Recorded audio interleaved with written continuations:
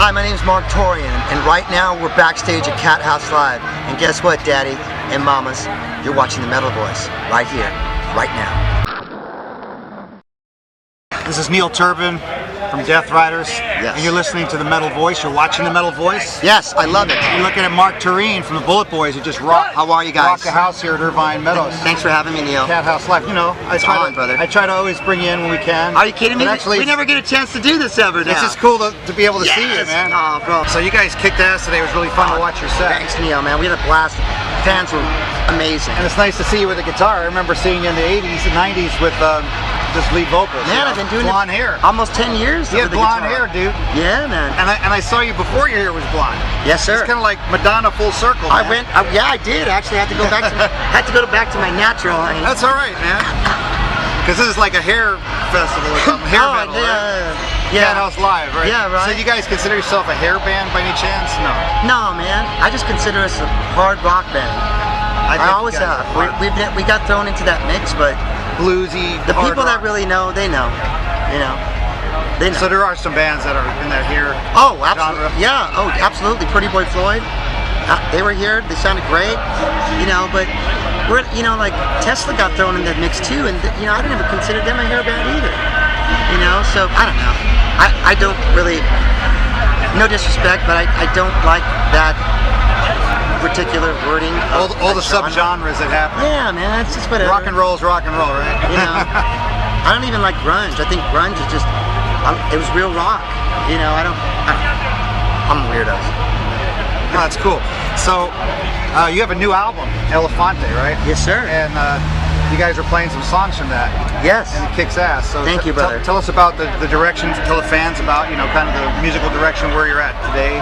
We're just very, very blessed. We want to thank all the fans out there, family and friends, for being so supportive of Elefanté. Man, we took a couple years to do it, and we wanted to do something really different and special and take some risks. And maybe we thought that they'd give a band from that supposed genre a chance on radio, and it's starting to come into fruition now, Neil. Thanks.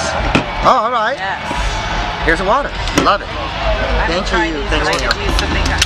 Yeah, man. Thanks. So you had a lineup in 1998 that was DJ Ashba in the band.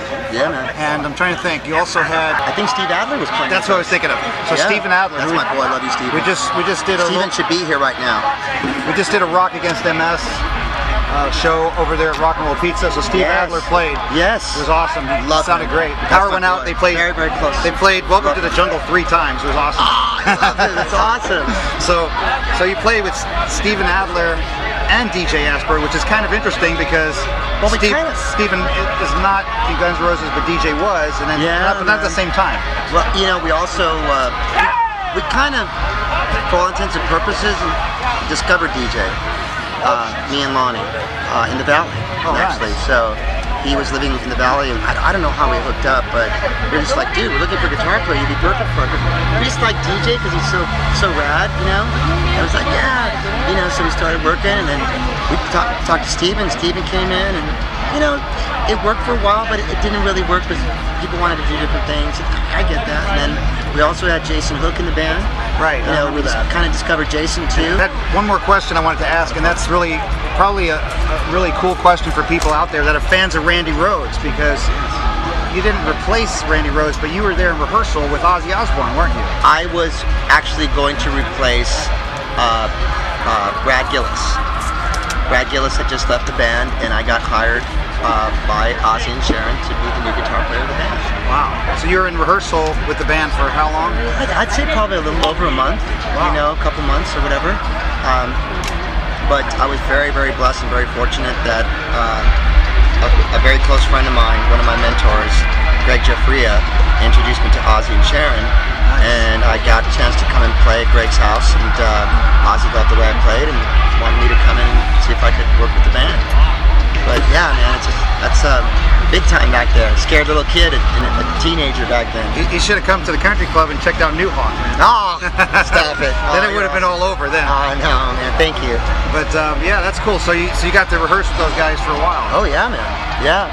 There's Tommy Aldridge, myself, little kid from Montebello playing guitar, trying to keep up with Rudy Sarzo and Ozzy, and you know, I had my own. I had a great opportunity. It was great, but at the end of the day, in fact, I was just talking with Rudy because Rudy and Trace were on the road with me with our underlying soon, and I love those guys to death. And Rudy was telling me, you know, Mark, at the time we were still really trying to get over Randy's passing, and so we just felt that I think Ozzy thought she was still too young, you know, wanted to get somebody else for the European thing. So I think they ended up getting Bernie Torme, right? And Bernie came out and played, and then somebody else came in, and I think Brad eventually came back in and started playing with Ozzy again.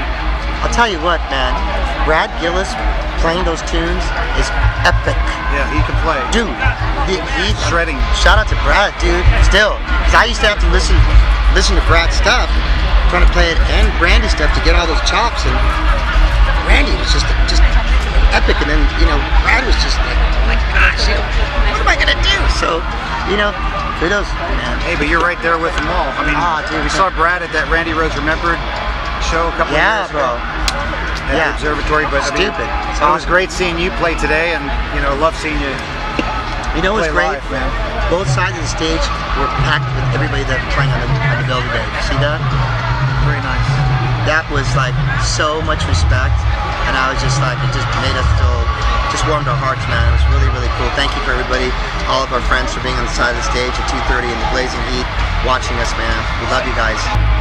Thank you. You're watching The Metal Voice with Neil Turbin and Marq Torien, talking about the Bullet Boys show today at Irvine Meadows. Cathouse Live. Ricky Rackman's Cathouse is back. Yes. And Cheers. We're going to watch some more kick-ass rock and roll. And cut.